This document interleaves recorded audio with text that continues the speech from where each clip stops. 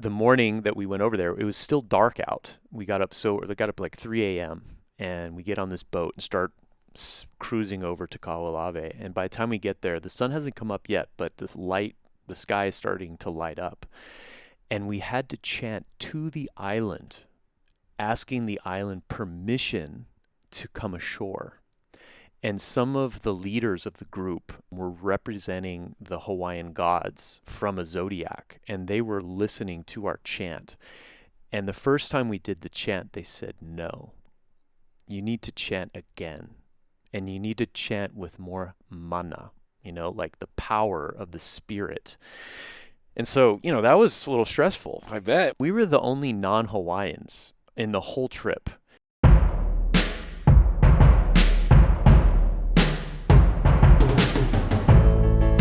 Wake and Wander, Episode 4.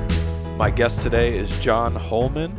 This episode was recorded in Honolulu, Hawaii. I first met John several years ago when I ran a small newspaper on the island of Oahu. He said something to me the other day that really struck me. He said that it's easier to visit all 7 continents than it is to visit all 8 Hawaiian Islands. And at first I couldn't believe it, but after hearing him out, it might be true. So we'll talk about that a little bit. He's also one of the few people in my life that have been to Antarctica, but he went 15 years ago, and I wanted to have him on to talk about what his experience was like as compared to mine going more recently. We'll round things out with some discussion of John's career as a professional business coach and how he went from being an overplanner to someone who is more open to spontaneity on the road. This podcast will be talking travel, talking to guests from all over the world. Here's episode 4. Did I tell you that I got rejected from Global Entry? No. I had never applied before. There's a number of reasons. I don't want to go into the whole thing now, but essentially, I just hated the idea of paying to get around a system that should work efficiently. And then once they came up with the electronic kiosks, did you ever see them in Dallas or Miami? I don't know. I just never had to wait very long at customs. I never had one of those brutal, 3-hour waits. And if I ever did have to wait some, I had a layover anyway. But this year I just decided to apply. It's saw it advertised. I'm like, you know what? I'm going to be traveling a lot in 2025. I might as well apply and get it. And I think I talked to you about it, and you had told me that the wait list was really long, that you were trying to get yours renewed, and it was taking a long time. Mm-hmm. So I was like, okay, I'll apply. So I applied, I think it was the end of summer, and didn't hear back for several months, and then got a rejection letter. And I was quite annoyed because it took a long time to apply because you have to list every country you've been to in the last 5 years. Yeah, I was thinking about that. Yeah. Which, because I travel a lot for work, that's difficult. And I figured, well, if I get one wrong, they're going to reject me for lying or falsifying my application or whatever. And, you can't call these people. So I meticulously went through my travel schedule, did it all. It must have taken hours. It took a long time. Mm-hmm. Heard back 3 months later, got rejected. I'm like, what? And I go into the reasoning, and apparently I had a customs violation in 2014. And at first, I was like, what could this be? I can't even remember anything. Mm-hmm. And then I started going through my calendar, and I was like, oh, I was in Australia. Oh, I remember an incident where, because budget traveler, pack my lunch all the time for the airplane, especially for the longer flights, even though they give you food. I was trying to eat healthy at the time, so I had whatever. And I had cut up broccoli in my bag. And when I got off the plane, I was walking through customs and a dog just zipped right up to me. This is coming from Australia back to the U.S.? No. U.S. to Australia. Okay. Have you ever been approached aggressively by a not customs dog? Not by a German Shepherd customs Yeah, dog, it was scary. And I was living in Colorado at the time, so I'm like, oh, what did I forget? Oh, boy. And then it turns out they'd go through my bag, and there were 3 crowns of broccoli in my lunch left over that I just didn't discard. And I'm kind of laughing about it. I'm like, really, guys? They took out the broccoli with chopsticks and were weighing it on a scale. And took it very seriously. They measured the amount of grams, and they didn't fine me or anything, but they just were like, okay, we're going to confiscate the broccoli. I don't even remember a form I had to sign or anything. That apparently was my customs violation in 2014. So they denied me global entry. So now I can't participate in the program. And it's really annoying because, as a guide, I meet people all the time, travelers, and everybody has global entry now. Everybody. People that travel once a year, people that travel once every 5 years get it. And here I am making multiple journeys for work every year, and now I can't be in the program because 10 years ago I had some broccoli in my bag. What I don't understand, you were in Australia, so how is that a violation of the United States customs rules? You know what I mean? From what I read, it's any customs violation because they just you're not participating correctly in the way the world is, I guess. But my counter argument, and I appealed, so we're waiting to see. But I'm like, guys, I've been to like 80 countries. I've traveled all the time. So one incident 10 years ago, you're going to reject me when I have all these other border crossings that were completely fine. But it's frustrating because you can't really call them or talk to them or anything. And where was I?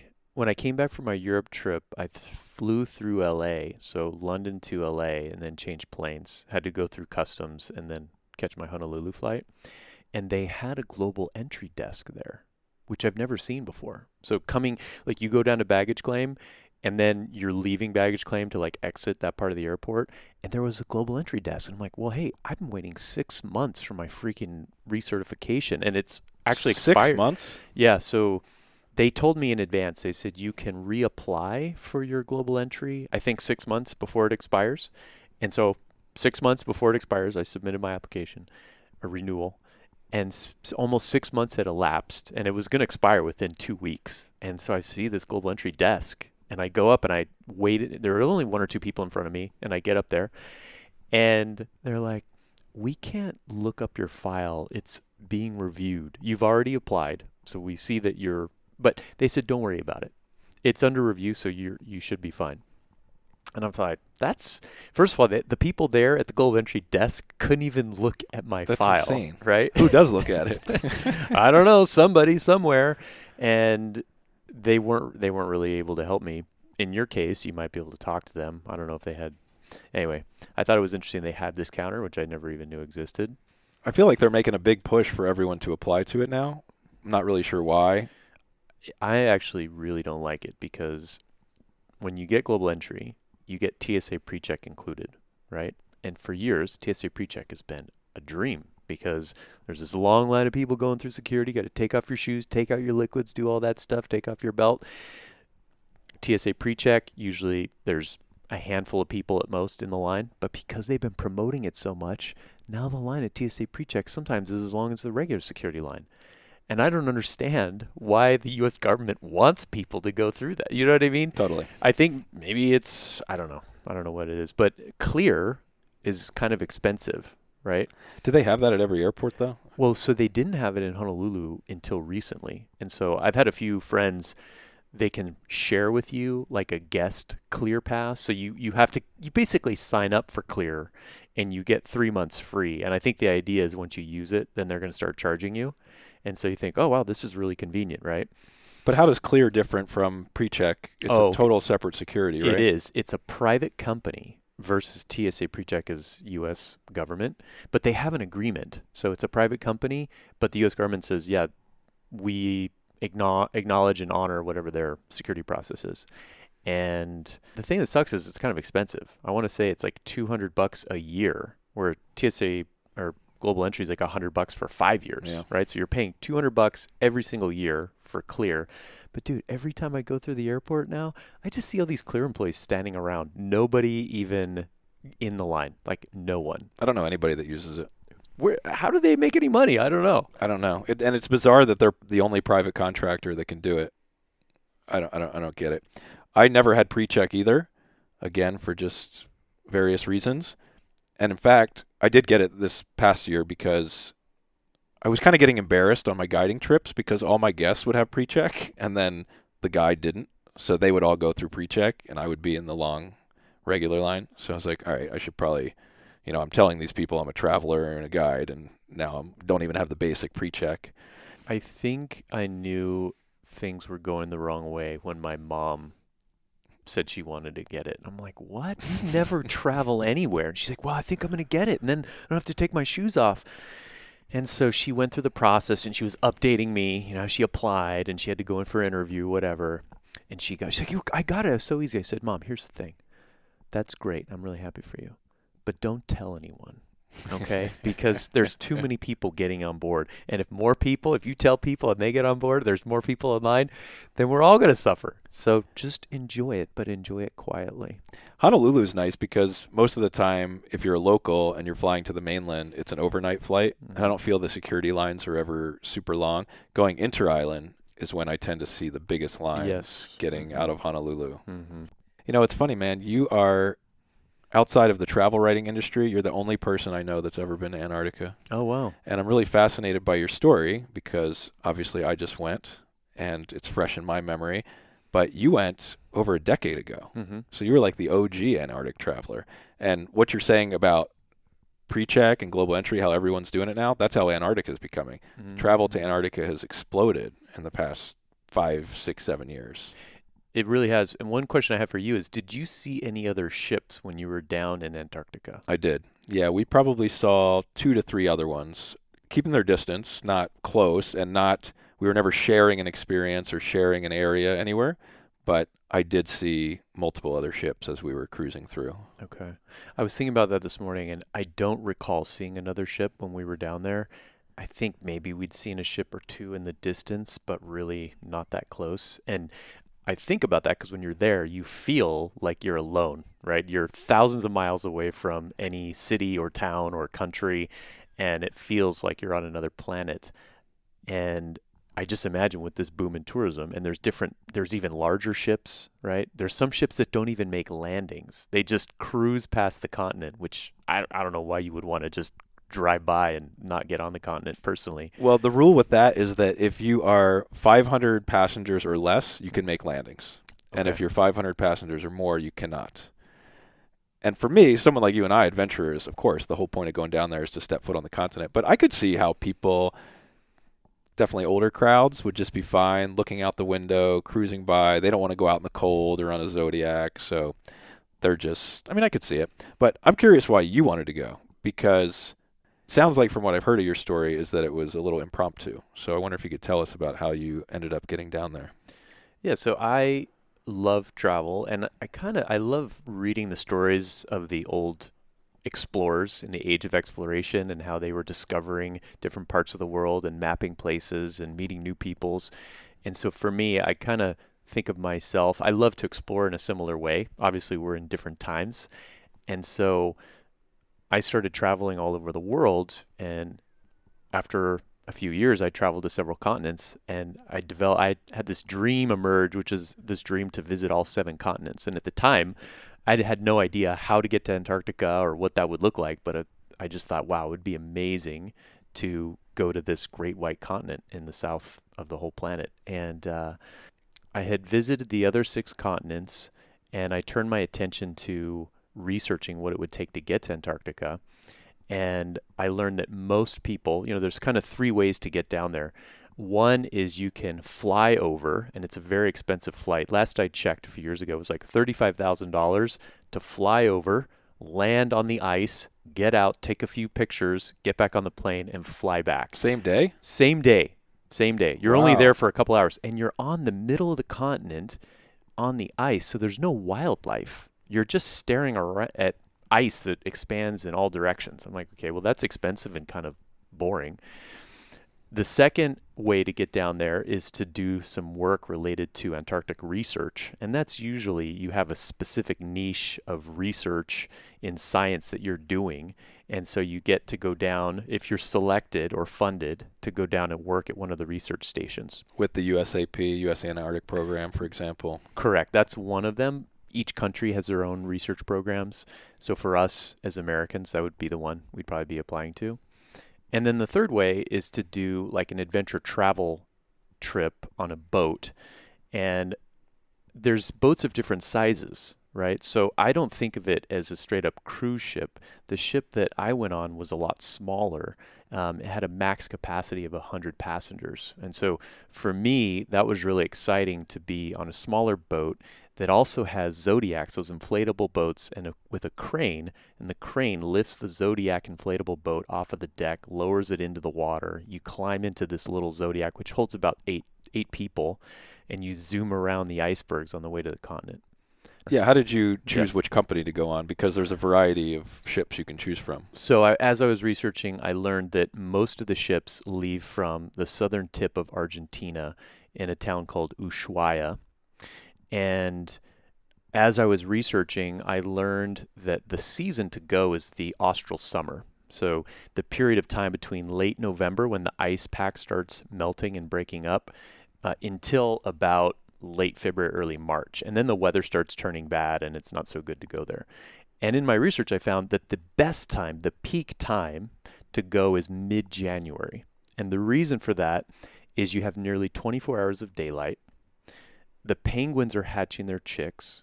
The whales are down in the area feeding. The seals are out on the ice floes. And the weather is generally the best. Now, you can get a blizzard at any time of year, but it's generally a little calmer than other periods. So kind of mid-January is a sweet spot. So I was looking at trips and trying to figure out what the options were to take a trip down there. Now, to go to Antarctica, I would have slept on the floor of a container ship. If that was, I would just be like, just to get down there, to have the experience of getting to Antarctica. But I found like these ships are really nice and they have some amenities, which, okay, great, bonus. And I learned, so at the time, when I went in 2011, the cost to go down for about an 11-day trip, which was pretty typical, to leave from Ushuaia, cross the Drake Passage 2 or 3 days, get to the Antarctic Peninsula, and then cruise down the Antarctic Peninsula and make several landings.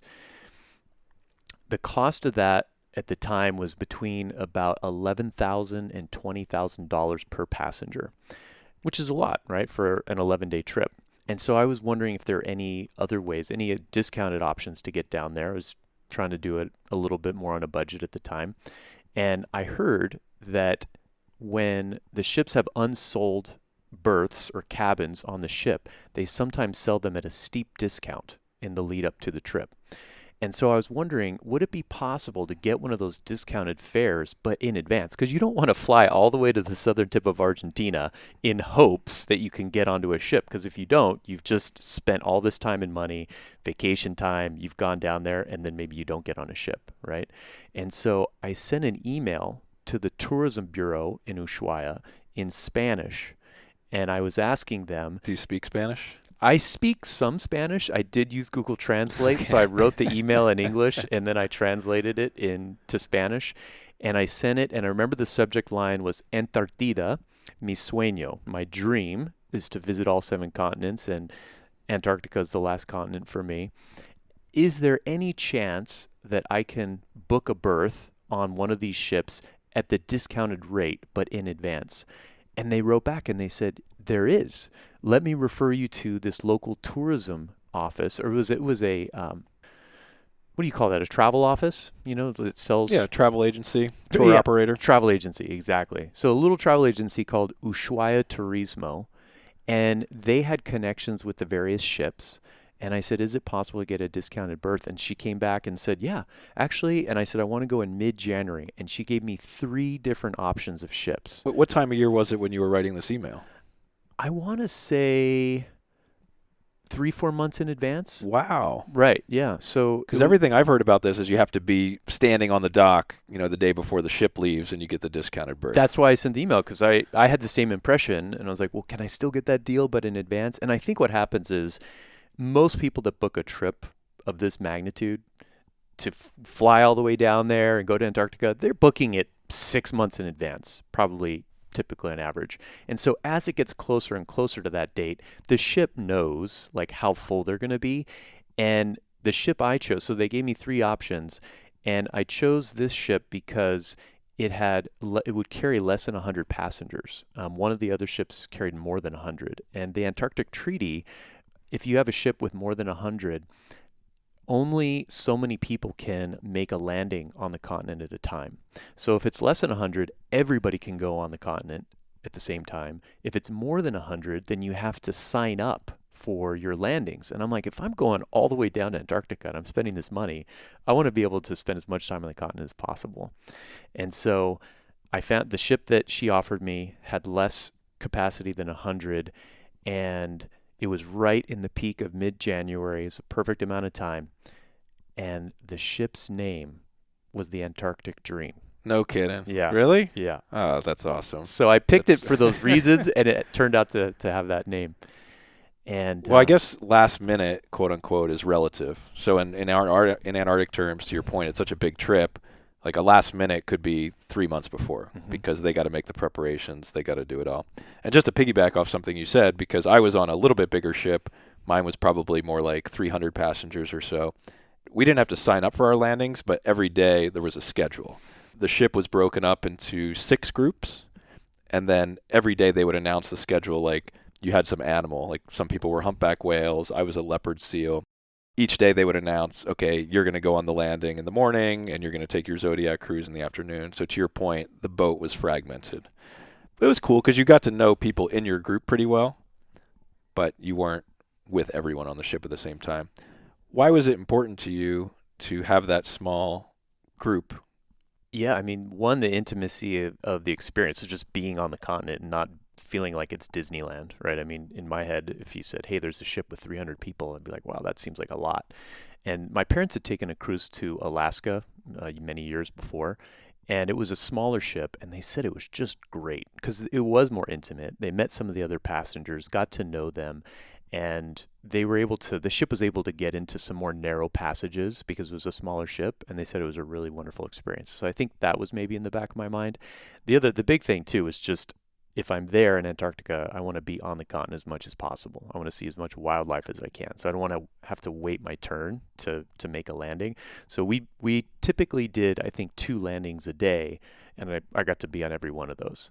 Were you worried about being in a smaller ship crossing the Drake Passage? I was, actually, because I haven't followed it recently, but up until when I went, every couple of years a ship would get hit by an iceberg, and sometimes there have been ships that have sunk, even within a few years of my trip.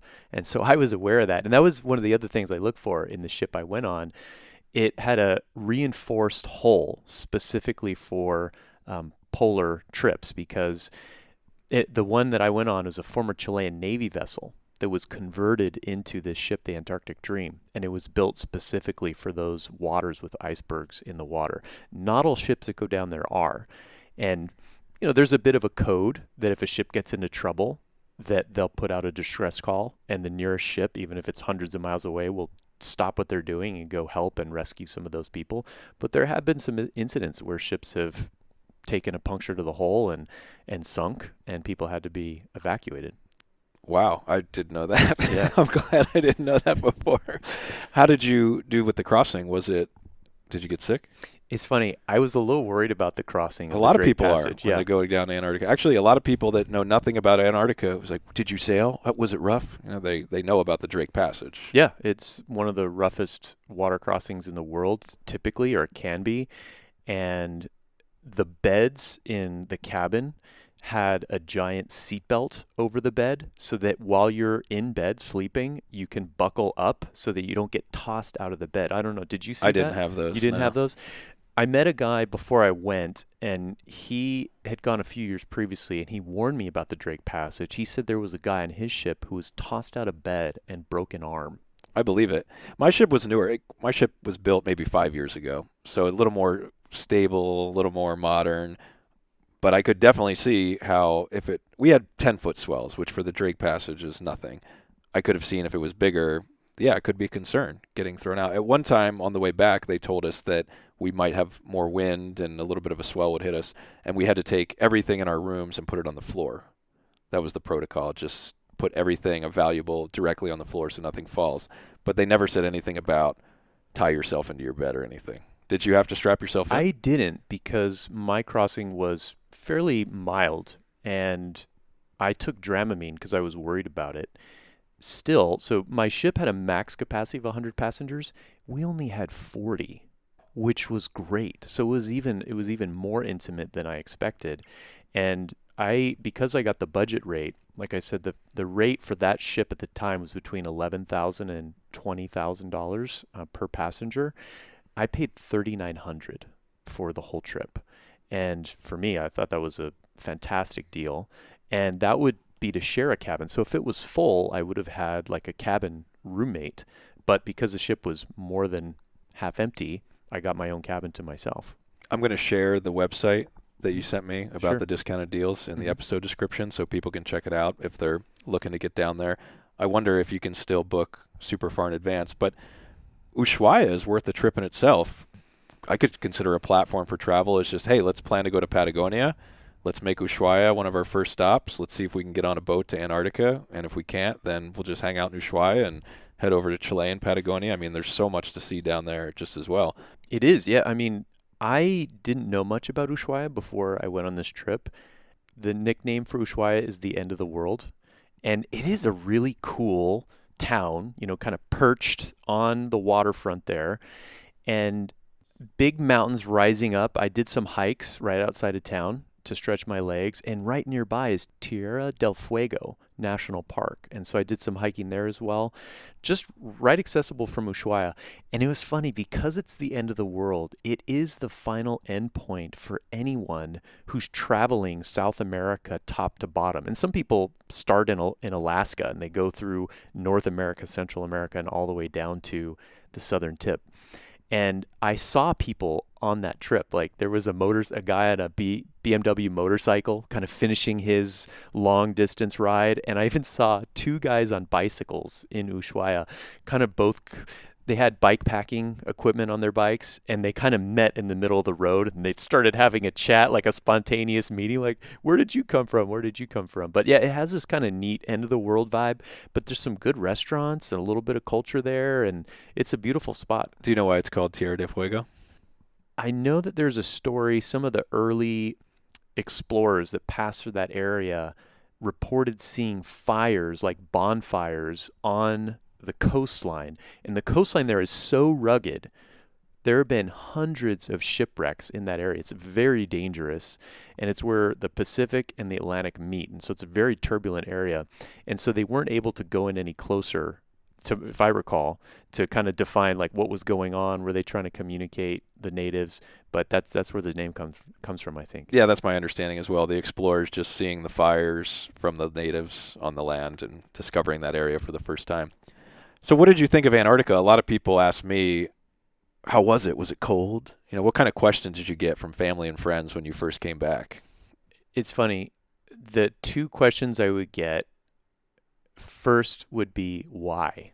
Why would you want to go there? And also, I went in 2011, so that was before, and there were people going there on trips like this, but it wasn't very widely known. I feel like in the last 5 years, it's really blown up. And there's also, with global warming, we hear about Antarctica in the news more often and some of the ice shelves that are breaking off. And I think some people want to try to see it before more ice melts. Well, and just before you finish your answer, one of the things I think is interesting is that when the race to discover and map Antarctica was mostly the UK and Norway.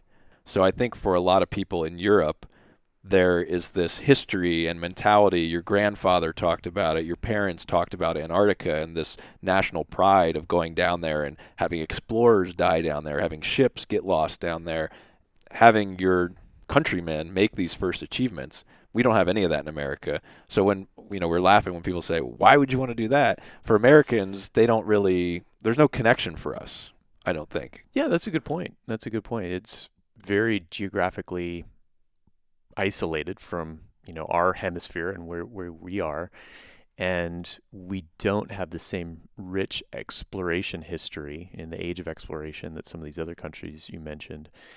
And then the second thing first thing people would say is why, and I live in Hawaii, and anyone from Hawaii, the first thing they'd say is, isn't it cold down there? Which kind of undercurrent to that is, why would you go there? Yeah. And when I was there in mid-January, the highs were about 30 degrees, which was totally reasonable. And you bring warm clothing and layers, and the ship has parkas for you so that you're doubly insulated. And it was fine. It was completely comfortable. Did you do the polar plunge? I did not. I did watch some people on my ship at Deception Island. It's a volcanic cinder cone, and apparently some of the water near the shoreline is thermally heated. Did you see that? I did the polar plunge there. Yeah. Now, when you say polar plunge, because I've seen people literally jump off of the ship into deep water, and they have like A rope tied around them. rope tied to them, because I've heard you can have a cardiac arrest. Yeah. You can have a spontaneous heart attack, and so if that happens, they need to be able to jerk you out of the water. That doesn't seem like fun to me. That seems terrible. Our ship wouldn't do that. The Okay. guide said that's so dangerous for Okay. exactly what you just said. Uh-huh. It's just too much of a shock when you just jump in and you go under with your head and then you're disoriented and you can really get into trouble. Ours, they brought us to shore. And yes, the island's volcanic, so some of the sand was warm, but I don't want to give the impression that that changed the water temperature at all. Our water temperature was actually about 31.5 degrees, and it can be less than freezing because of the salt. So you would still see ice in the water, but it wouldn't be completely frozen. And they just set up a little tarp and with some buckets for you to sit on. It was not glamorous at all. And you just derobed and went in your bathing suit or your underwear, and you could just run in from the beach.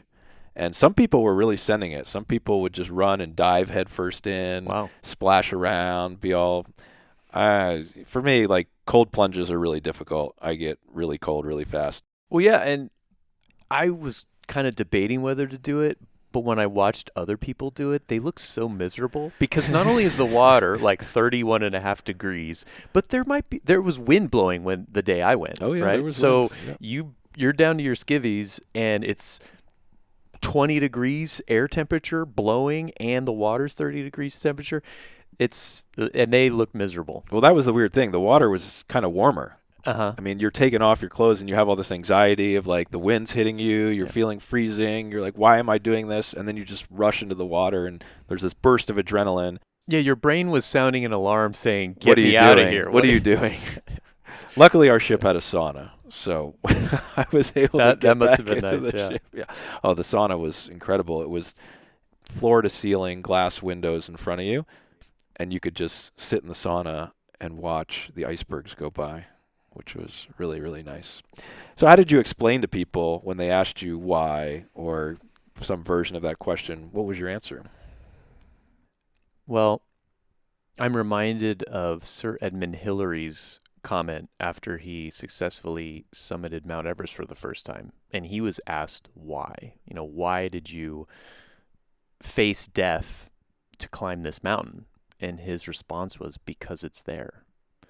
And if you have that explorer nature in you at some level, you want to go see it for yourself. You want to experience it. And so for me, Antarctica is the pinnacle of exploration in modern day. Of course, it's explored and mapped, and I'm not discovering anything that someone else hasn't seen before. But for me to be there and experience it myself firsthand was really special to me. And I love wildlife and watching nature documentaries, and to be able to see this pristine environment with the wildlife just abundant. And the penguins, I don't know what your experience was, but they completely were not concerned with us as humans. The Antarctic Treaty prohibits you from approaching the wildlife, but the wildlife can approach you. And I actually was sitting on a rock just watching the penguins, the chin-strap penguins, walk by, and a penguin came right up to me and took a bite on my boot and squawked at me and walked off. But it was just amazing to see this wildlife. And he took a bite of your boot? Yeah, I mean, it's a thick rubber boot, like a galosh type of boot, right? But just came up, squawked at me, and took a bite out of my boot, and I was like, wow, that was cool. What do you think his intention was? Just looking for food, or I have no trying you out? idea. Maybe he was just checking it out, like, what is this rubber boot here? So you were allowed to sit down. Yeah. See, we had way stricter regulations. We weren't even allowed to put our backpack on the ground. When we were instructed, when we make a landing, obviously don't bring anything that you could leave behind, all these very common sense things. But then the two rules were, you cannot personally sit down. The only thing that can touch the ground or the bottom of your feet, and you cannot place anything on the ground. And if you put your backpack on the ground to adjust your jacket, a guide would come over and be like, dude, you gotta pick it up. And I think they're just an abundance of overcaution because of the increase in tourism there. And a lot of these rules are in place because just people just can't behave themselves. So maybe that's just evolved in the past decade. Did you have any interesting onboard activities that you did while you were cruising around? There were a couple things that were really neat about the trip. First of all, they have these amazing guides that are naturalists, and they give lectures about, the bird life. We had an ornithologist, which is a bird expert on board, and gave a lecture. So we got to learn all about the different species of penguins and the skuas. And so then when you see the animals, you can recognize them, right? We had a lecture on the early Antarctic explorers like Shackleton and Scott and Amundsen. Amazing stories, and it's so beautiful to learn all the details and just the heroism and harrowing conditions that those men faced when they first went to Antarctica. One of the stories I want to write from my trip is about that science connection, because you had these famous captains like Shackleton and Ross and everything, but they brought with them so many scientists on these expeditions. You had geologists, botanists, wildlife experts. And when I was reading, have you ever read The Worst Journey in the World?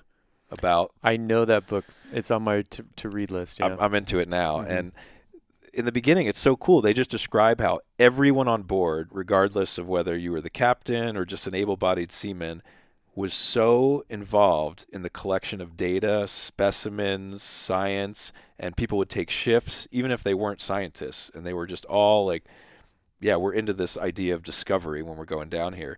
And that's how my ship was too. The only entertainment we had, other than the sauna, was lectures on board about science-related stuff. The guides would do those lectures, and then they also had guest scientists on board.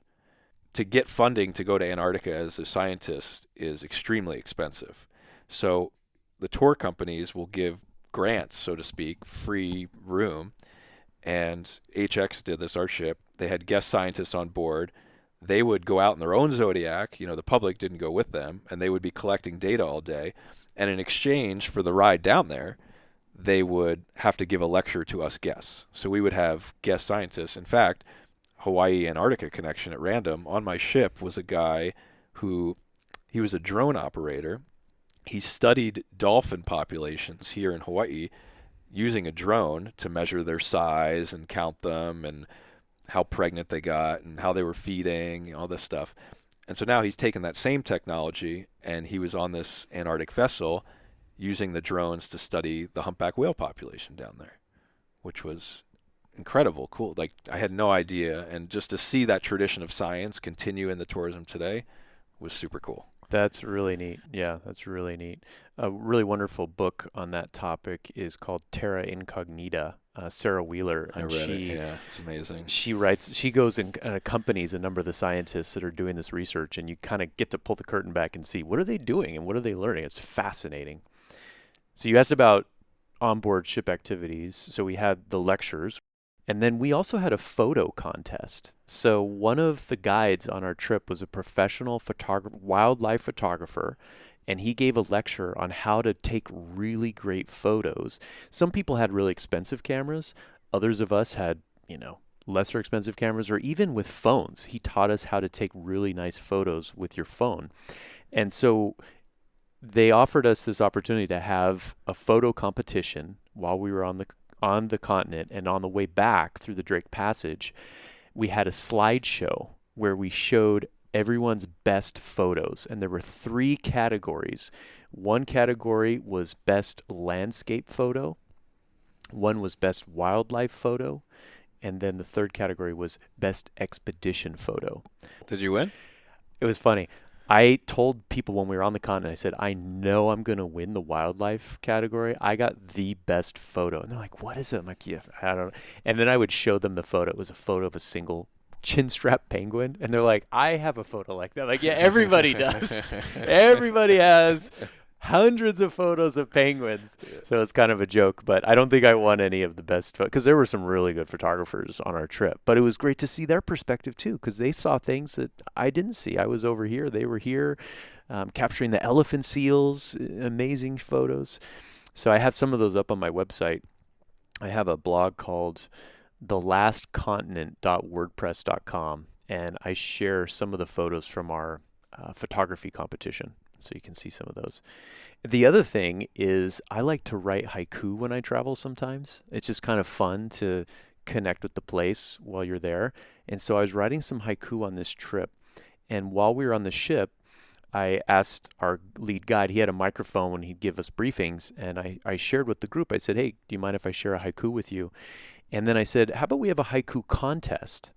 And I had a few prizes. I brought some chocolate-covered macadamia nuts from Hawaii or something, and we had a competition where people would get up and share their haiku that they had written. And I got to tell you, people wrote some really beautiful haiku, and I was like, everybody's a winner. I mean, that was amazing. And so yeah. Do you remember what you wrote? Yeah, I have one or two here. You have it here? Yeah, and haiku are simple, right? It's a 5-syllable, 7-syllable, 5-syllable short poem. So one of my haiku, 7 continents. My best advice is follows. Save the best for last. Nice. So that's one. Love it. And then, I thought of Antarctica. It's so far away and it's kind of expensive compared to other places you can travel to. I thought of this trip as a once in a lifetime trip. But after having gone, and when I went there, I'm like, this place is so spectacular.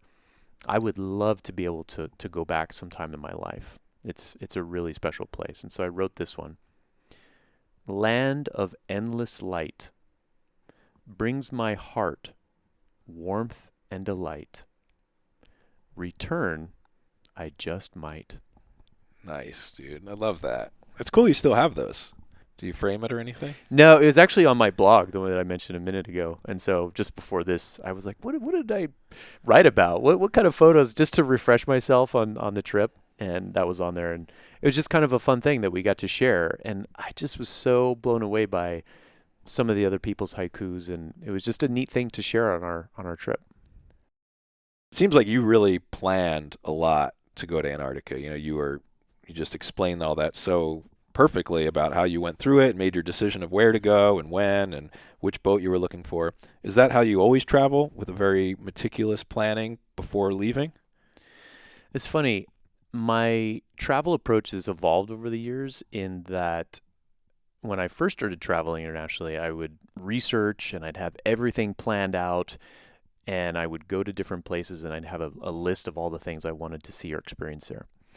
And as I've traveled more, I've tried to create more space for discovery, right? For spontaneity. Because I don't know if you've ever been on a trip and you meet someone, they're like, dude, if you have a day, you've got to go to this other place over here. It's incredible. And you're like, oh, well, if you're already booked or you're already on to the next place, you can't go see that place. There's not that room for spontaneity and discovering new things. So now when I plan a trip, I like to plan it in the broad strokes, and I have a few things in mind that I want to do, but I also want to leave some space in between. So sometimes I'll have a few flex days in my itinerary. So when I'm there, I can decide, hey, this place is great. I'm going to spend another day or two. Or, you know what? The weather's not great, or I think I've kind of got the sense of this place. I'm going to go somewhere else. And also allows me to meet other people and explore new things that I find on the way. What made you comfortable with that change? Because a lot of people who do a lot of planning before, I'm not necessarily saying this is why you did it, but a lot of people I meet, they're nervous. They're anxious about it, and they just want that certainty. Okay, like I'll be at this hotel these nights. Here's what I'm going to do. And a lot of Americans especially have such limited vacation time. They don't want to risk a day where they blow or they feel like they didn't do good enough. So I'm curious if there's anything you can share that, was it just travel experience that got you more comfortable, quote unquote, winging it?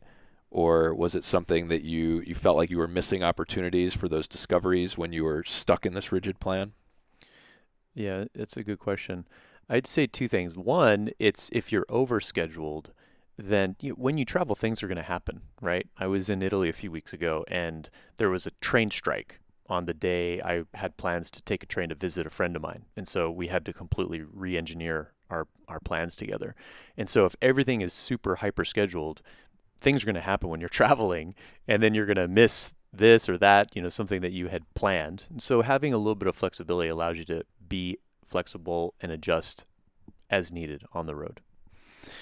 And then the other thing is kind of lessening my attachment to the idea of seeing and doing all the things.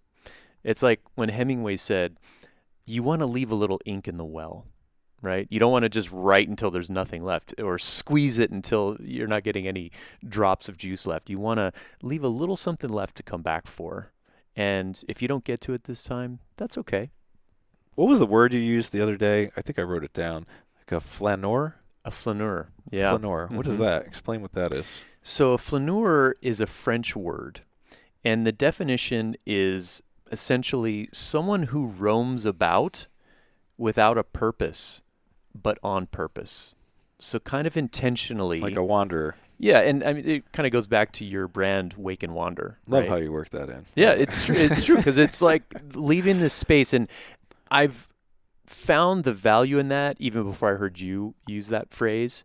And so I have this definition here of flaneur. It's the flaneur is a poet in the streets, someone who sees the world through a kaleidoscope, finds solitude in a crowd, and delights in anonymity. And in the world today, there's so much information coming at us all the time. One of the joys of travel is just taking in what's there, really just soaking it in and discovering and noticing. And if we're so fixed on an agenda or an itinerary and we're fully booked, we're just going from one thing to the next. And there's a lot of things that we're just passing right by. So this concept of the flaneur, on my most recent trip to Europe, I really had time to just for hours stroll around the city and just explore. And I'd go down a street and I'd say, that down this direction looks a little more interesting. And then I would go down that street and to see what I would uncover along the way. And it revealed some really delightful surprises along the way. Interesting what you say, because I'm almost seeing it where it's getting harder to be spontaneous. Being spontaneous sounds like a new age thing, but it's actually sort of more of an old school travel. Now, any country, you want to go to London, you can explore London via YouTube without even going there. I feel like it's harder for people to be spontaneous because there's so much information available and we're so used to tapping into our phone with everything. So I digress. Well, and so the thing for me is I tell people travel, like life, is all about expectations. If you have high expectations, when you show up, it's not likely to meet those high expectations. It's going to be different from whatever you expected. And if you have high expectations, I don't know if you've ever traveled. I remember being told many years ago, Sevilla, Spain is amazing. You're going to love it. It's incredible. And I went there and I'm like, it's okay. It's nice. But I had such high expectations, I was a little disappointed. Conversely, on that same trip, I went to Lisbon and I didn't know anything about Lisbon at the time. I just was curious about it and I went there. And I'm like, this city's incredible. It's beautiful. These mosaic patterned sidewalks and the hills and the funiculars and the castle on the hill. It's fantastic, but it was a discovery. I had low expectations. And I think when you're practicing this less regimented, less scheduled type of travel, and you're allowing yourself to discover, and sometimes there's a balance, right? There may be some things that you really want to see or do. Then you have the space to discover things. And if you ask people what their best experiences were on a trip, it's most often either the things that they discovered that they didn't know were there or the people that they met along the way, right? Those were not things that you can plan for. I'm going to go and I'm going to meet some really cool people wherever this destination is, right? And so you need some time and space to allow that to happen. You know what also is a thing I hear people talk about all the time about their travels? The things that went wrong. Mm-hmm. What becomes the best happy hour story? The time that we went to check into the hotel and they didn't have our name, so we had to, with our suitcases, go down the block and find. When things go wrong is when the story begins, when the adventure begins. Absolutely. And we need not fear that. You said that you advised people and you're a life coach. So tell us about that. Like, that's such a unique profession. How did you get in, and what does that mean to be a life coach? Yeah, well, so I'm a business coach and executive coach, and I coach entrepreneurs and CEOs of companies, and I help them to grow their business. And the people that hire me come to me because they often have professional goals or business goals in mind. But as we work together, we find, behind those goals is a person, and they have a whole life, a whole world. And those goals mean something to their lived experience. And so, what's cool about this work is helping a client to craft that vision of where they want to go. There's some place, there's something that they want to experience or become, and they don't know how to get there. And so my job as a coach is to help them to craft that vision, to figure out what's getting in the way, and then to support them in taking action and the steps necessary in order to realize that vision. So kind of getting the most out of your potential. And it's neat because it's an iterative process to explore and get to understand who someone is and what they really want. And sometimes what someone says they want isn't what they really want. And so teasing that apart and saying, well, you're saying you want this. What's important about that? Well, what's important about that is I really want more time with my family, or I want to travel more. And it's coming out and, well, I want more revenue in my business. Okay, great. I just want to understand how those are connected. Oh, I see. So people will come to you and be like, I'm frustrated. I just want to make more money.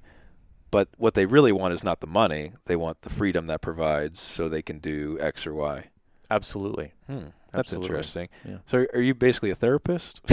That's funny. Yeah, that question comes up sometimes. And while I studied psychology in college, I'm no therapist. And one distinction, it's an oversimplification, is that therapy is often looking at the past and the negative emotions someone's experiencing today and help them to unravel those so that they can integrate those negative emotions and then move forward. Whereas as a coach, we start the conversation looking into the future. What is that vision you have for your life or your business, or where do you want to get to?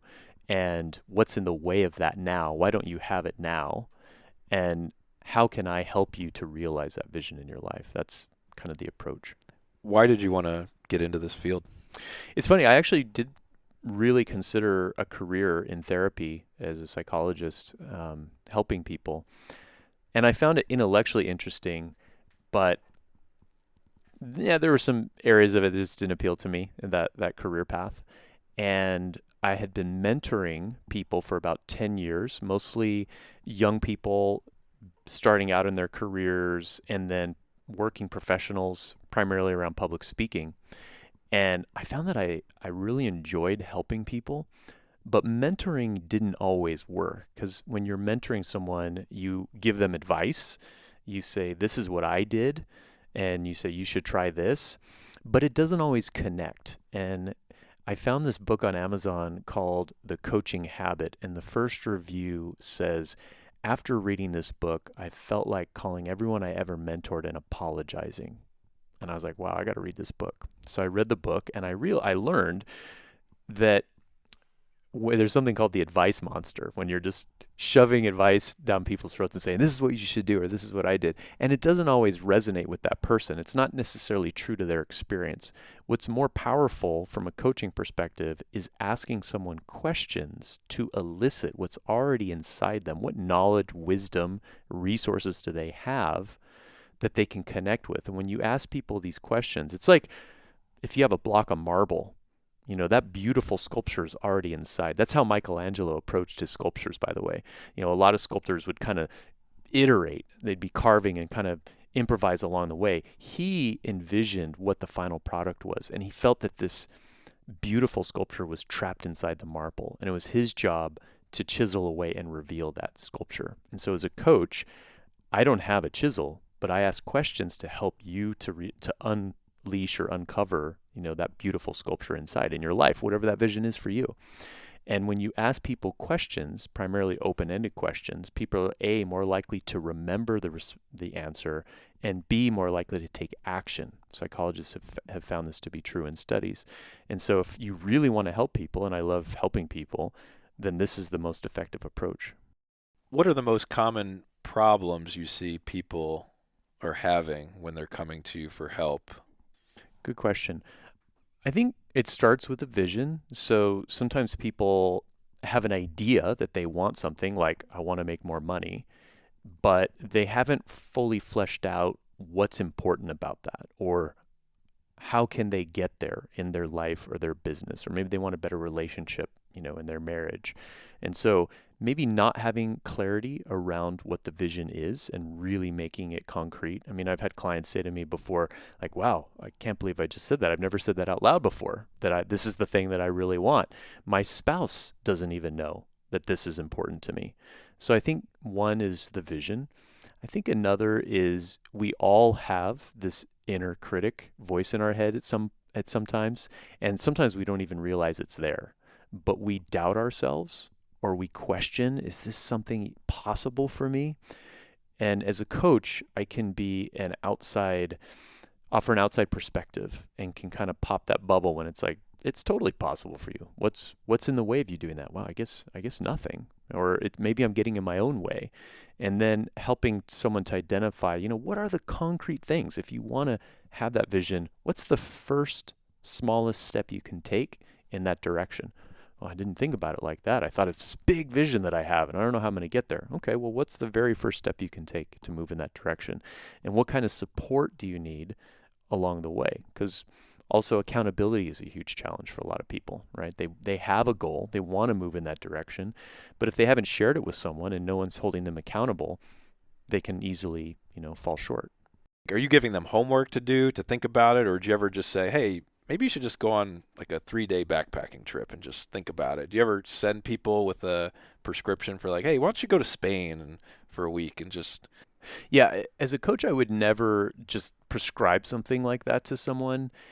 What we would do is we'd say, well, we call it co-designing. What do you think would help you to clear your mind and really get clear on this vision? Because we've been talking about it for the last half hour, and it seems like you might need a little more space to get this clear for you. So, Will, what would that look like for you? And you might say, well, when I go for like at least a 5 to 10 mile hike and I'm out there in the woods by myself, it just gives me that space to really get clear. Like, okay, well, how about this?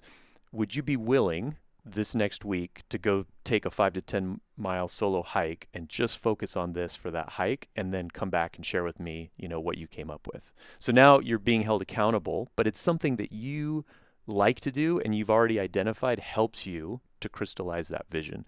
So we would kind of co-design what will help you in that process. How much of your own professional clarity has come from travel and your experiences? I mean, you've been to all 7 continents. I don't know how many countries you've been to, but probably dozens, I'm guessing. Do you find a lot of inspiration in that discovery? Absolutely. I mean, for me, a big part of travel is really getting to know who you are at your core. Because if you're just in your bubble at home in your regular life, you're not really challenged in different ways that you are when you travel, for example. If you're in another country and people speak a different language than you speak, and you have to navigate physically, communication-wise, different rules, different norms, different cultures, then I find that to be really stimulating. And I feed on that opportunity to learn and grow and challenge myself by putting myself in challenging situations. And, sometimes it's hard. Sometimes it doesn't go the way I thought it was going to go. Talk about having expectations. But also it can be super invigorating when I have an opportunity to discover something new or something about myself. And also too, just especially for me, like I said, there's so much information in our world today. When I travel, I completely change my orientation. I kind of remove myself from my regular information stream at home, and I get a fresh perspective on my life, and that's really valuable. And I also do journaling, and I journal a lot when I travel, and so that helps me to get clear on my thoughts and just kind of raise some questions for myself to explore, and that refines me. And I said at the top that, I consider myself an explorer of a certain kind, of modern explorer. And for me, that's an explorer of the external world, but also the internal world. What am I noticing about myself? What am I learning about the people around me? And how does that inform how I experience the world. That's really rich territory for me. So do you advise that to your clients if they're stuck? Yeah, so a coach doesn't necessarily advise people. A coach asks those questions to see what they already know or can tap into, maybe perhaps in their intuition. Occasionally, I might ask a client, would it be helpful if I shared my perspective? If I see that perspective might help serve them in some way. If it's just me, spitting out what I think is good advice, then we're kind of back in the mentoring camp, and that doesn't always help people. That's a cool perspective. So last night, we were able to catch up over dinner. Thanks for having me, by the way. And you said something that pretty much blew my mind. And we're in Hawaii, so we can't get out of this podcast without talking about Hawaii. You told me that getting to all 7 continents, which is a rare feat, and not a lot of people are lucky enough to do that, you said that was easier than visiting all the Hawaiian Islands, which sort of took me back and just stopped me. And I wanted to explore that with you now. What do you mean by that? So right now in this moment, we could jump on a computer and we could book a flight tomorrow to 6 of the 7 continents. So we could just fly and go to 6 continents within the next couple days or weeks. Antarctica takes a little more planning, and you can, for most people, really only go during the austral summer. But, you can book a trip like we talked about earlier, and you can go to Antarctica. So there you go. Within a year, you could go to all 7 continents if you had the time and money. In Hawaii, there are 8 main islands, and 6 of the islands have airports, and you could fly to those 6 islands in the next couple days. So you have Oahu, which is the population center where Honolulu, the capital, is. You've got the Big Island or Hawaii Island. You've got Maui. You've got Kauai. Those are kind of the 4 most well-known islands. And then you have the lesser-known islands, Molokai and Lanai. And those islands have 3,000 people on Lanai and about 7,000 people on Molokai. They say there are more deer than people on those 2 islands. But you can hop on a plane and fly over there. And that's why when people ask me, what's your favorite island or where should I go? I tell people every island has its own unique character, its unique beauty, its unique little bit of mini culture. There's certainly through lines in terms of culture throughout the islands, but each one is unique and special in its own way. So come back, make a few visits and take your time. Some people try to cram 3 island visits into a week or 2. That's just too much, in my opinion. You want to slow down, enjoy the islands, enjoy the pace of the islands. Now, your question was about how is visiting 8 Hawaiian Islands harder than 7 continents. The 2 islands I haven't mentioned yet, the first is Ni'ihau, and that's an island that's just off of the island of Kauai. And back when the Hawaiian monarchy was still in place, there was the king at the time sold the island of Ni'ihau, which is in Kauai's rain shadow, so it doesn't get a lot of rain. It's not so fertile for growing crops, and so the Hawaiians didn't see it as super valuable, and so they sold that island to a family called the Robinson family. And the stipulation is that the Robinson family would agree to allow the native Hawaiians, which we call today Ni'ihauans, and they have their own dialect of the Hawaiian language, to live there in perpetuity and to maintain their lifestyle as long as they choose. And so the Robinson family for well over 100 years has honored that agreement and in fact kind of takes care of the Ni'ihauans in a few ways. And so one of the ways they do that is they maintain a helicopter that on a moment's notice, if a Ni'ihauan, and there's about 100 people that live on Ni'ihau, if they have a medical emergency and need to be evacuated from the island, the channel from Ni'ihau to Kauai is at a minimum like a 2-hour boat trip, and it can be very rough depending on the time of year. And so the Robinson family maintains a helicopter so that on a moment's notice they can fly over there and evacuate someone medically if needed. Now, legally, you can't just go to Ni'ihau. So if you just had a boat and you sailed over there and you stepped foot on the island and the Ni'ihauans saw you, they would call the Coast Guard and you would be arrested. And so as an explorer, as someone who's curious and wants to learn more about this island and this island chain and better understand it, I researched and I found that the Robinson family, they don't really advertise it, but you can contact them, and it's very expensive to maintain a helicopter, I've learned. But they do offer, if you contact them directly, a half-day trip. So in order to keep the helicopter in working order, help to pay for its maintenance, you can go with the Ni'ihau Helicopter Company and fly over to Ni'ihau, do a flyover, land on the beach, and then spend a few hours beach combing, snorkeling. It's some of the best snorkeling in the state. There's also some African eland, which were let loose a few years ago there. So there's a herd now of African eland that are running around Ni'ihau. And so I did that. And the other thing is you have to have a certain number of people to go on the trip, because when I went with a friend, his father, and his wife, and there was a random guy that came with us, and the random guy said, I've been waiting months to go on this trip, but they didn't have enough people all going. And so you kind of have to be flexible with your planning if you want to do that. So that's the island of Ni'ihau. Well, a couple questions. So tell us about your experience there. Mm-hmm. I heard that you can go hunt the eland there. Is that true? I have heard of that. I've heard that some famous people have gone there and paid to do that. I don't know any more information about it. So if you were interested in that, I don't know where you would get that. But that I've heard that has happened. Welcome to Hawaii. It's like, I also heard that there's I think Holo Holo Charters on Kauai runs a tour. It's called the Ni'ihau Crater Tour. So you go out to, I believe it's called Lehua Crater there in between the two islands, in between Ni'ihau and Kauai, and you can snorkel there. And then they make a beach landing where you can go and snorkel probably on that same beach you went to. I know that there are dive trips and snorkel trips that go out there. They leave from Kauai. Again, it's a 2-hour boat trip each way, so that's 4 hours round trip that you do in one day in a boat. It can be really rough. Yeah. And the snorkeling is amazing. I was under the impression that you're still not allowed to land on the beach. Maybe this tour company has a special provision that allows them to do that. But in most cases... Or maybe you don't. Maybe just they anchor off coast. Yeah, I've heard the dive off. companies just anchor and you dive, but you don't actually go on the island. So how was walking on the beach for you? What did you think of it? It's beautiful. And like I said, each island has its own natural character and beauty. And it was amazing to be on a beach with no one else around. In Hawaii, it's white sandy beach. The other thing that's unique there is, I don't know where they come from, but there's a unique shell, the Ni'ihau shell, that washes up on the beach there.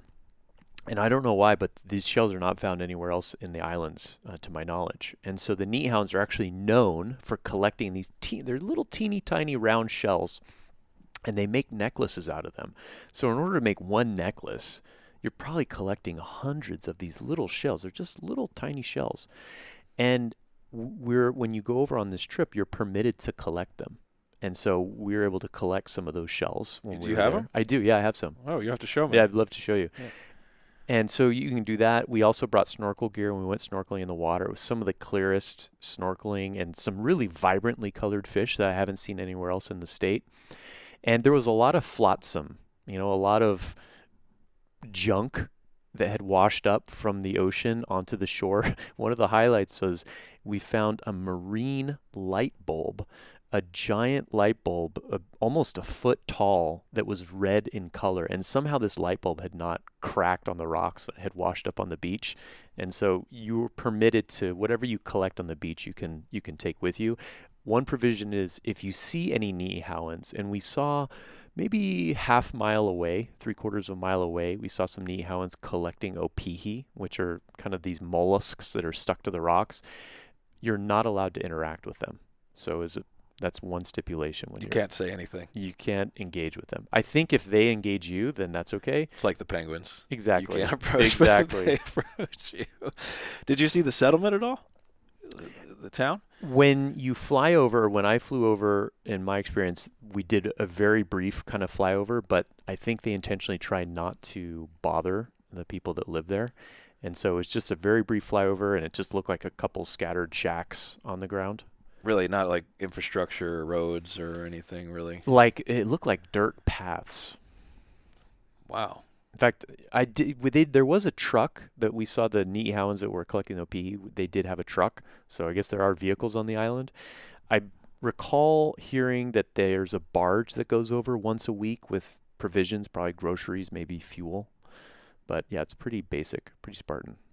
All right, that's really neat that you did that, and that's so bizarre that you're not allowed to interact? Because that part of the reason I would want to go there would be to just see the way of life, because it's described as Niihau as being this traditional Hawaiian island that's still living the way it was so many years ago, but I wonder if that's true or not.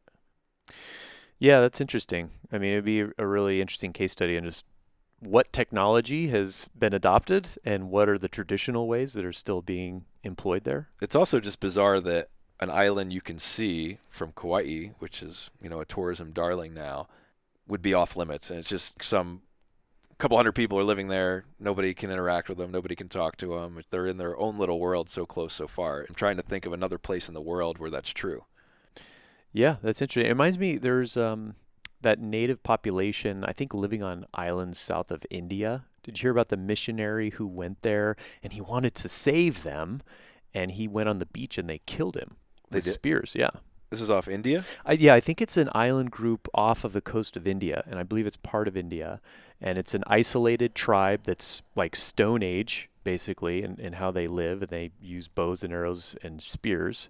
And people in that area know not to approach this people, and the government there actually protects them, and it's illegal for someone to go to this island and engage the locals. Wow.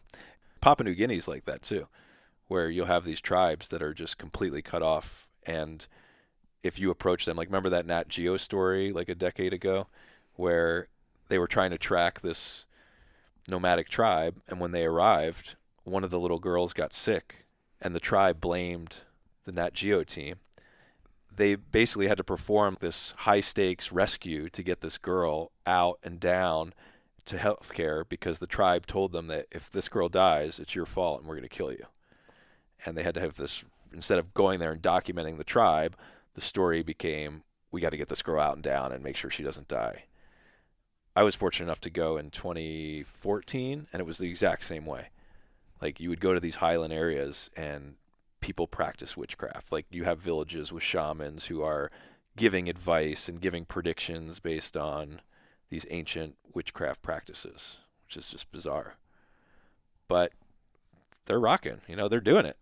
It's pretty insane. All right, so what about the 8th island that you visited? The 8th island. So that's what makes visiting all 8 Hawaiian Islands so difficult, is that the 8th island is the island of Kaho'olawe, which is south of Maui. It's in Maui's rain shadow.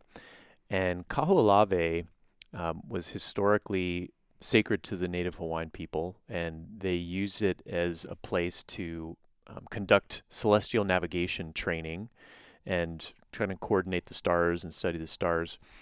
And what happened is when World War II broke out, the U.S. military confiscated Kaho'olawe and started using that island as a bombing range and just bombed the island to smithereens. And so I believe it was in the early 90s when, in the 1970s, there were some Native Hawaiian activists who went over there and said, this is sacred ground and it should be returned to the people of Hawaii, and the military refused. And so that kind of got some headlines, and it got people questioning, like, why does the military still have use of this island when World War II is long over? And it wasn't until the early 90s that the U.S. military turned the island back over to the state of Hawaii. And they were supposed to do a cleanup of the unexploded ordnance, and it was either spend $200 million or 20 years, and whichever happened first, then they would complete their cleanup. And I think they blew through the 200 million in like less than 5 years, and they only cleaned up 4% of the ordnance on the island. So Jesus. There's all this unexploded ordnance on the island of Kaho'olawe today. Now, there is a volunteer group called the Protect Kaho'olawe Ohana, which is a native Hawaiian-based organization that has permission to make special trips to the island related around conservation. And so you can volunteer to go over and to support the restoration efforts of like very modest parts of the island. I mean, 96% unexploded ordnance, and so it's very small parts that are cleared and safe to visit. And so the only group that's allowed to go over is this Protect Kaho'olawe Ohana. And so I signed up to volunteer, and I was on the waiting list for several years, and I contacted Years? years, and I contacted them multiple times and said, "Hey, I'm still interested." And they said, "Yeah, sign up on the list." I'm like, "Yeah, I signed up like 3 years ago." And then they had a fundraiser one time at Aloha Beer Company on Nimitz Avenue. It's now a bakery, Liliha Bakery. And I went and met some of the people, and I said, "Hey, it was mostly a Native Hawaiian group there." And I said, "Hey, I'd really love to support the effort and learn more about what you guys are about." And they said, "Yeah, go sign up on the website, sign up to volunteer." I'm like, "Yeah, I did that like 4 years ago." And so the time just kept going by, and I kept being persistent. And after about 5 years, one day in the middle of the week, Tuesday afternoon, I get a call, and this woman says, "You want to go Kaho'olawe?" I said, "Yeah." I said, "I've been waiting for years for your call." And she said, "Can you meet me at this coffee shop, Manoa, 4:30? I'm like, "Yeah, be great." And I said, "By the way, my friend Pete, he's on the list too. Can I invite him to join?" He said, "Yeah, bring Pete." So I called Pete up and I told him. And so we went to this coffee shop in Manoa Marketplace, and we met this woman, Daviana McGregor is her name. And we thought this was going to be an interview. So we were like, okay, bracing ourselves for what questions she might ask us about our interest in supporting the efforts there. And we sit down with Davian at the table, and she just starts telling us, "You're going to need some trash bags, you're going to need some tents and sleeping bags and water bottle," like just basically giving us a gear list of the things we needed to bring with us. We're like, okay, I think this means we're in. And then she says, "How's your Hawaiian?" And we look at each other and we're like, "Oh, it's okay." Now, I had taken one Hawaiian language class at the University of Hawaii years before. And so I know some very basic words, but I am by no means fluent or anywhere near fluent. And she said, "Okay."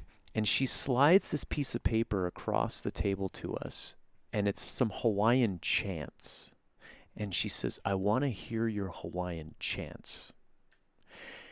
And so here we are in this coffee shop. And so Pete and I start trying to chant this Hawaiian chant, and we didn't expect this at all. And I'm trying to listen to him, thinking he knows, he might know more. Because it's not just reading the words. You need to know. I mean, for those cadence, of you that haven't heard right. Hawaiian chants, they're absolutely beautiful. Right. But very high pitched at times, and a certain cadence to each one.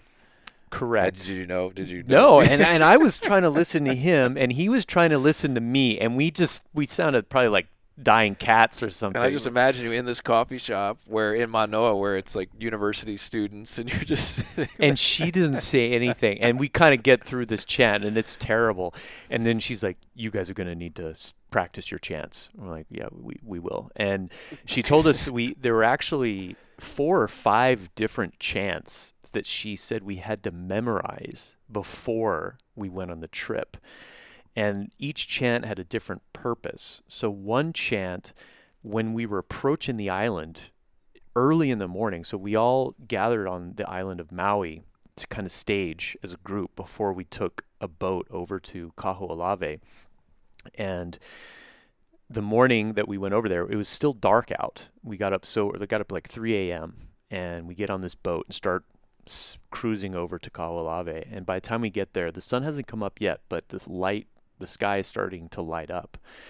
And we had to chant to the island, asking the island permission to come ashore.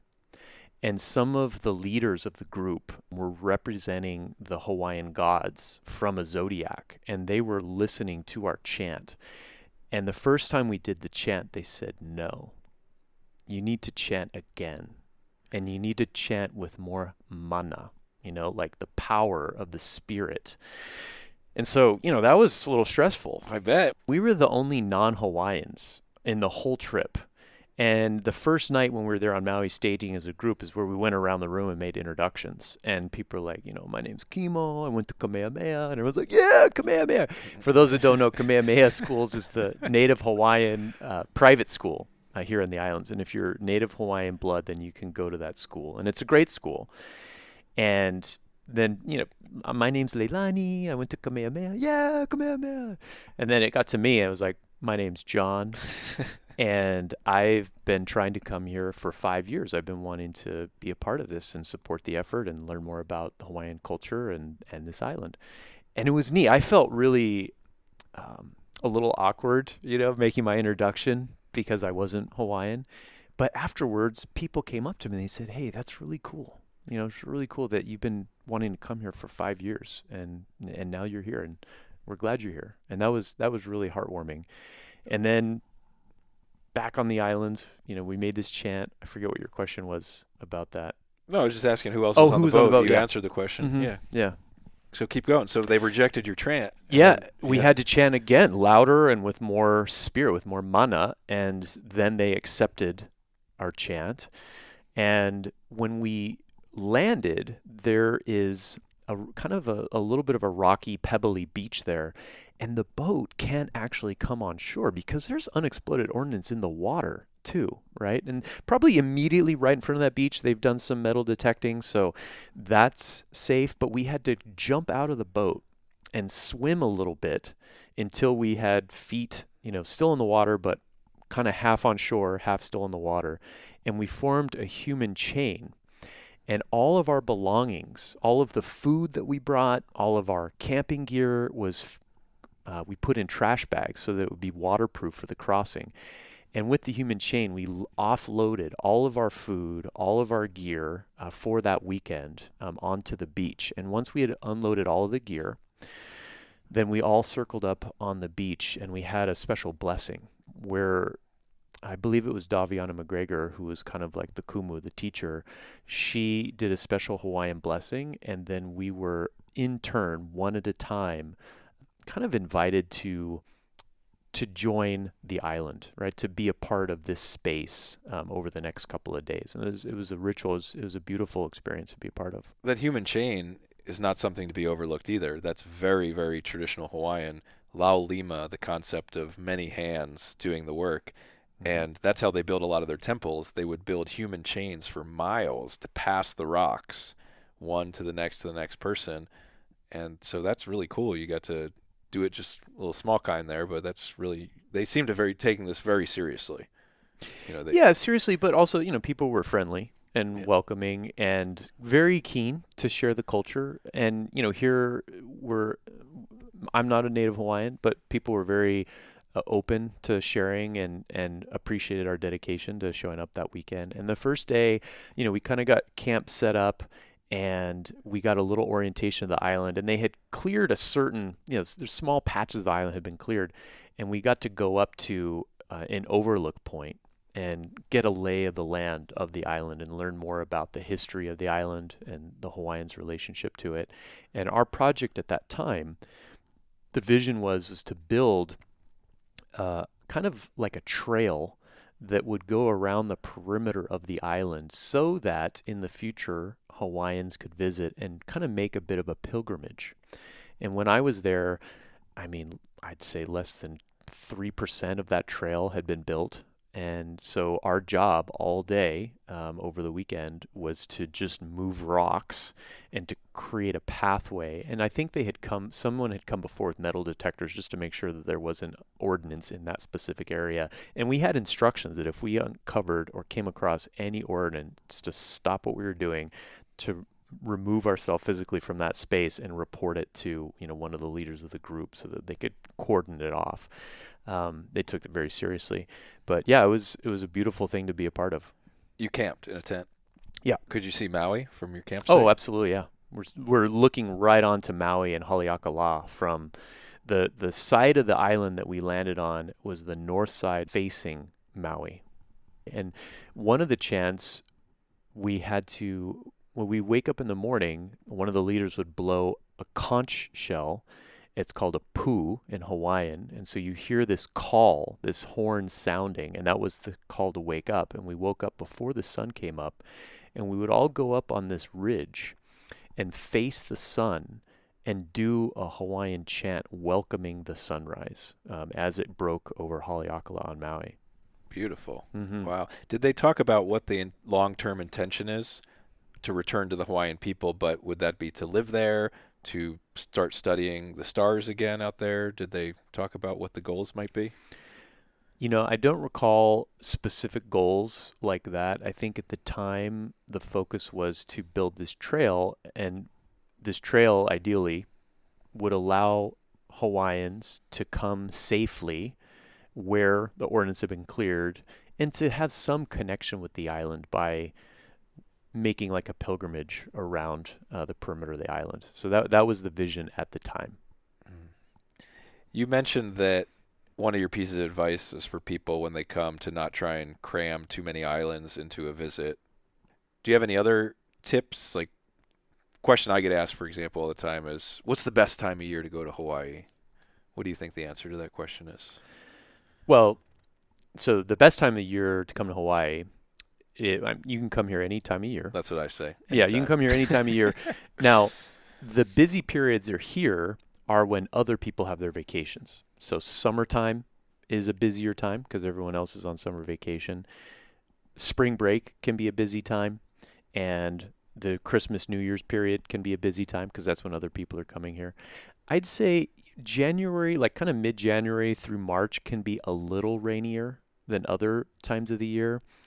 Personally, my favorite time of the year is late November to early January. The sun is at a lower angle in the sky, and the light is a little softer. It's a little cooler. Trades are soft. The water's often glassy and clear. It's just a really beautiful time of year. Whale season as well. Whales are here. Mm-hmm. Yeah. What are some of your top adventures you recommend people to do out here?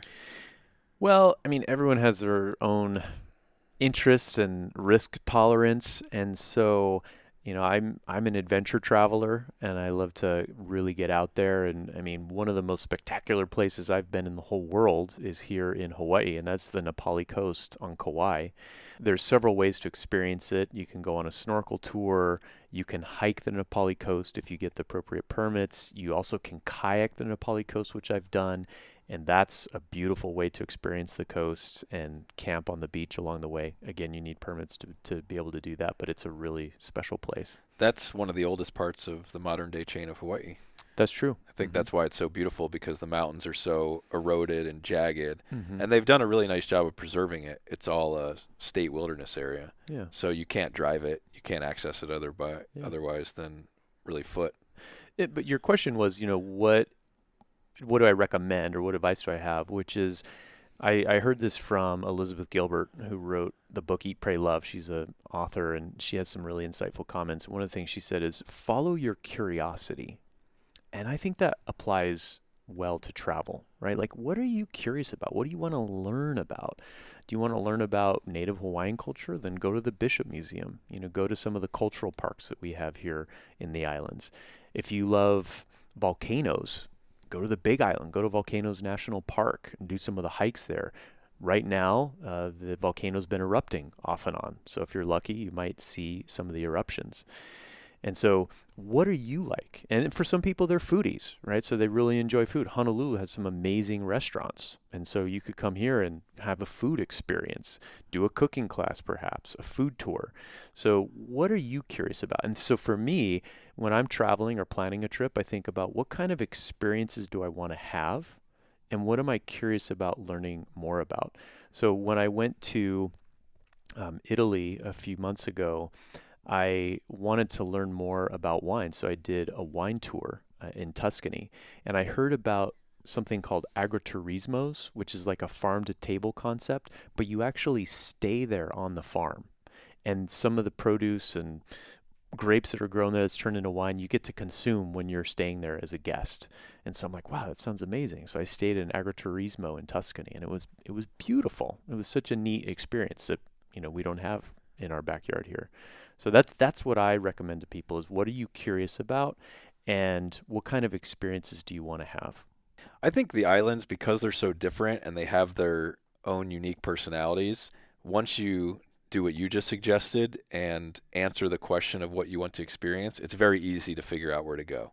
For example, like if you're a beach bum, and I wouldn't necessarily recommend coming all the way out here to Hawaii just to sit on the beach, but by beach bum, I mean you want to hang out on the beach, you want to snorkel, you want to swim in the water, you want to do coastal activities and see a lot of beautiful coastline, then for me, I recommend Maui and Oahu.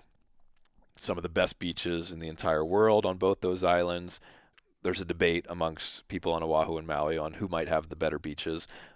Maui has a little bit lesser population, but as a resident of Oahu, there's some incredible coastline on this island as well. Mm-hmm. So those really stick out for me. If you want adventure and you want to jump in the car and do your best impression of a Hawaii road trip, which is very hard to do out here, and to see the big volcanoes and to see that geological activity, go to the Big Island. That's where you're going to find Kilauea, one of the most active volcanoes in the world. Mm-hmm. But there's a trade-off. The Big Island's very young. Most of its coastline is very lava-filled, so you're not going to see those white, beautiful, sandy beaches everywhere. There's a few, but you're not going to see that everywhere. And then Kauai, a hiker's paradise, right? You just already talked about the Nepali coast. You have Waimea Canyon, the Grand Canyon of the Pacific, which is just stunning, beautiful, great backpacking trips down in there. And so if you want a little bit more of a rural island where you can do some beautiful hikes and get lost in nature, again, Kauai has some beautiful beaches, but very rough. It can be very rough. So not the place I would recommend to just, post up and want to swim for a week. So once you start digging into the islands, it's overwhelming in the beginning because there's so many of them, and where do I go and what do I do? They really have unique personalities. I differ with you a little bit in your advice about island hopping because I think 3 in 1 week is a little aggressive. Although I'm starting a tour tomorrow, it's 13 days and we're going to visit 4 islands. Now this tour, we have a lot of really in-depth experiences, but it's go, go, go, go. So if you're going to do 3 to 4 islands in a week or two, you might want to have the old school John Holman planning capabilities where you're like, okay, this day we're going to do this day, and to make sure you stay on track, just because you're going to have 2 to 3 days on each island and you have to really get around. But that's exhausting. That's, you're tired at the end of that trip, but you've seen a lot. And if you do want to come back to Hawaii, you now know, okay, here's where I want to come back and explore more. But I always recommend people, if they're going to come all the way out here, to at least go to 2 islands because they're so different and because you can have such a different perspective. Like if you come to Hawaii and only go to Honolulu, you're going to see such a skewed vantage point of what Hawaii actually is. Don't you think? No, I agree with you because each island's so different. So the ideal situation is someone comes for at least a week, and they visit more than one island. Ideally, 2's probably a good number, right? Unless you have 2 weeks plus. I'm laughing because a friend of mine, his family came all the way from Germany, and they were really 2 of his cousins, and so they were really into nightlife, and they came here to Honolulu, and so they were going out and enjoying various bars and restaurants and having a great time. And then they went to Maui, and they're like, "This is boring over here. When are we going back to Oahu?" That's very interesting, right? So, if you want that kind of experience, well, where can you get that experience? Yeah, but to me, that's just, no insult to your friends, but it's like, you live in Germany, go to Berlin if you want nightlife, right? Go to a major city. It doesn't make sense to spend all the resources and time to come to Hawaii if your plan is to drink at bars. It just doesn't make, it's the same way I say, like, don't come out here to just sit on the beach. It's like, if you live in California, you have beaches there. You can shoot down to Mexico if you're on the East Coast. You can go to the Caribbean. There's a lot of beautiful places with nice beaches. The thing about Hawaii is the variety that the terrain offers you, from the volcanic to the beaches to the agriculture, and then the cultural component. Hawaii is so much more Polynesian than it is American. You come out here, and that's what I love being here, is that it's like being in a different country, but you don't need a passport. So it doesn't make sense to me to come out on such a single platform like that.